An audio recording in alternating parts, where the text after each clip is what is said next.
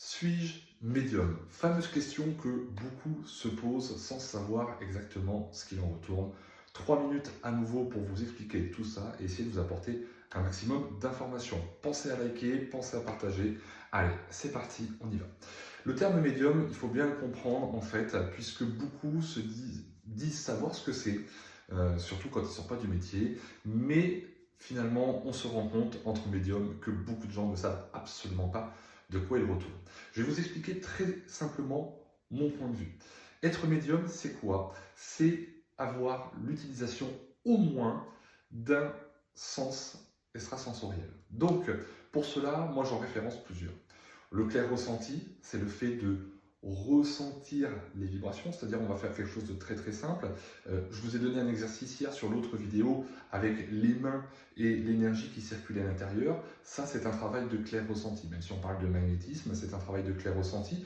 Ou alors tout simplement, lorsque vous rentrez dans une maison ou vous rencontrez quelqu'un et que vous vous dites je sens de la pression, je ne me sens pas à l'aise, ou au contraire, je me sens super bien. Ça, c'est un premier indicateur. Vous avez également la clairaudience, beaucoup aimeraient l'avoir.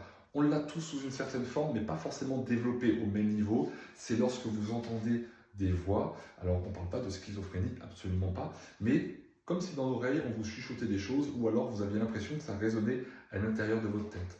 Ensuite, vous avez la clairvoyance. Donc, clairvoyance, c'est-à-dire lorsque l'on voit, par exemple, les auras autour de la personne, ou alors lorsque l'on voit les défunts, et ça, visuellement, les yeux ouverts, ou même lorsque vous êtes sous forme de diaporama, en fait, que vous fermez les yeux et que vous voyez une projection à l'arrière de vos paupières.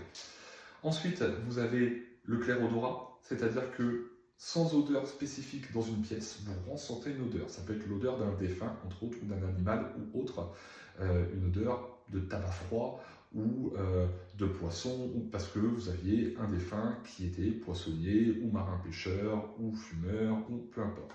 Vous avez également le clair-goût, c'est-à-dire que pendant que vous faites un soin, pendant que vous êtes en train de parler avec quelqu'un, vous avez cette sensation, souvent c'est du tabac mâché ou autre, là encore, un signe d'un de vos défunts spécifiquement.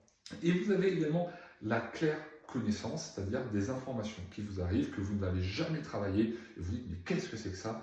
Et c'est tellement improbable en termes de synchronicité qu'en fait, quand vous allez chercher les infos sur internet, vous dites oui mais c'est exactement à ça que je pensais, et comme par hasard, mais je n'avais jamais appris, ça m'est venu.